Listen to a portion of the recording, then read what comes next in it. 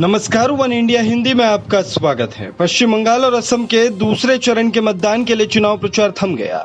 उससे पहले बंगाल में बीजेपी और तृणमूल कांग्रेस ने पूरी ताकत झोंक दी। वहीं असम में जेपी नड्डा ने चुनाव प्रचार किया, मगर सबसे ज्यादा चर्चा हॉट सीट नंदीग्राम रही, जहां ममता ने पहले से ही डेरा डाल रखा है और उन्होंने रोड शो कर अपनी शक्ति का प्रदर्शन किया। वहीं आज अमित शाह भी वहां पहुंच गए। नंदीग्राम में रोड शो के बाद अमित शाह ने डेबरा में रोड शो किया। इस रोड शो में भी जबरदस्त भीड़ उमड़ी। इससे बीजेपी के हौसले बुलंद हैं। अमित शाह ने एक बार फिर दावा किया कि वे 200 से ज्यादा सीटें जीतने जा रहे हैं। अमित शाह ने बंगाल में बीजेपी कार्यकर्ताओं के खिलाफ हिंसा और बलात्कार की घटनाओं के लिए ममता बनर्जी पर जमकर हमला बोला। उन्होंने कहा कि जहां दीदी रात को निवास करती है, उसके 5 किलोमीटर में एक महिला का बलात्कार हुआ। मैं ममता दीदी से पूछना चाहता हूं कि बलात्कार करने वाले आपके निवास से 5 किलोमीटर दूर जब आप नंदीग्राम में हो तब बलात्कार करते हैं, तो बंगाल में महिलाओं की सुरक्षा का क्या होगा? पूरे बंगाल में परिवर्तन करने का एक सरल रास्ता है, नंदीग्राम में ममता दीदी को हरा दो। नंदीग्राम में ममता दीदी को हराने से पूरे बंगाल में परिवर्तन अपने आप हो जाएगा। और ये जो माहौल है पूरे बंगाल का, नंदीग्राम जी उससे अछूता नहीं है। और आज मैं जब यहां आया तब एक दुखद समाचार भी मिला, जहां ममता दीदी रात को निवास करती है, उससे 1 किलोमीटर के दायरे के 5 किलोमीटर के दायरे के अंदर ही एक महिला पर बलात्कार हुआ। अब महिला सुरक्षा की बात करने वाली ममता दीदी को मैं सिर्फ इतना पूछना चाहता हूं कि बलात्कार करने वाले आपके निवास से 5 किलोमीटर दूर आपकी उपस्थिति में, जब आप नंदीग्राम में हो तब बलात्कार करते हैं, तो बंगाल में महिलाओं की सुरक्षा का क्या होगा?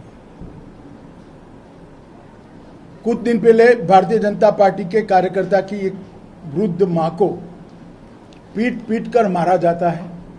कल उनकी भी मदमुदार माई की कल मृत्यु हो गई और ममता दीदी स्वयं महिला सुरक्षा की बात करती। एक कॉन्ट्राडिक्शन को बंगाल की जनता भली भांति जानती है। पूरा बंगाल घुसपैठ नहीं चाहता है। पूरा बंगाल चाहता है कि सीएए के माध्यम से शरणार्थियों को नागरिकता मिले। वहीं ममता बनर्जी ने बीजेपी पर हमला बोलते हुए कहा कि मैं किसी दूसरे क्षेत्र में भी चुनाव लड़ सकती थी, लेकिन मैंने इस स्थान की माताओं और बहनों को अपना सम्मान देने के लिए नंदीग्राम चुना है। याद रखें, अगर मैंने एक बार नंदीग्राम में प्रवेश किया है तो मैं फिर इसे नहीं छोड़ूंगी। नंदीग्राम मेरी जगह है, मैं यहीं रहूंगी। इतना ही नहीं, ममता बनर्जी ने बंगाल में महिलाओं के साथ अत्याचार और हिंसा के लिए बीजेपी को ही जिम्मेदार ठहरा दिया। যদি কারো গায়ে হাত দেয় মারছে, ওটাও ক্যাসেট করে নেবেন। আর একটা প্ল্যান আছে ওদের, কোনো একটা মেয়েকে, নিজেদের দলের মেয়েকে মারবে, ওই বিহার বা উত্তরপ্রদেশের গুন্ডাদের নিয়ে এসছে তো এখানে, ওদের দিয়ে অত্যাচার করবে, করে মারবে, মেরে বাংলার নামে দোষ দিয়ে হিন্দু মুসলমান করে ফেলবে। এগুলো মনে রাখবেন, এগুলো ওদের প্ল্যান।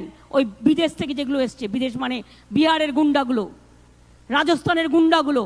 আমি বিহারি, উত্তরপ্রদেশ যারা এখানে থাকে বাংলার মানুষ, তাদের আমি গুন্ডা বলি না। যারা গুন্ডামি করতে এখানে এসছে, বিজেপির হয়ে মেয়েদের উপর অত্যাচার করতে এসছে, তাদের বিরুদ্ধে বলছি নজর রাখুন, সতর্ক থাকুন। বিজেপির এই নোংরা খেলা খেলতে দেবেন না। দেখেছেন কালকে একজন বয়স্ক ভদ্র। पश्चिम बंगाल के दूसरे चरण में विधानसभा की 30 सीटों पर गुरुवार को वोटिंग होने जा रही है। इसमें 171 प्रत्याशियों की किस्मत दांव पर है, जिसमें 19 महिलाएं शामिल हैं। बंगाल में कुल 8 चरणों में चुनाव होने हैं। भारतीय जनता पार्टी और राज्य की सत्ताधारी तृणमूल कांग्रेस ने दूसरे चरण के दौरान बंगाल की सभी 30 सीटों पर अपने उम्मीदवार उतारे हैं, जबकि कांग्रेस, लेफ्ट और उनके घटक दल इंडियन सेक्युलर फ्रंट यहां पर संयुक्त मोर्चा के बैनर तले चुनाव लड़ रही है। वहीं असम की कुल 39 विधानसभा सीटों पर गुरुवार को वोटिंग होगी। असम चुनाव में 345 प्रत्याशियों की किस्मत दांव पर है, जिनमें 26 महिलाएं हैं। असम में इस वक्त 3 अहम गठबंधन सियासी मैदान में है। यह बीजेपी की अगुवाई वाली राष्ट्रीय जनतांत्रिक गठबंधन, इसके साथ असम गण परिषद भी साझीदार है। इस खबर में फिलहाल इतना ही। तमाम अपडेट्स के लिए बने रहिए वन इंडिया हिंदी के साथ।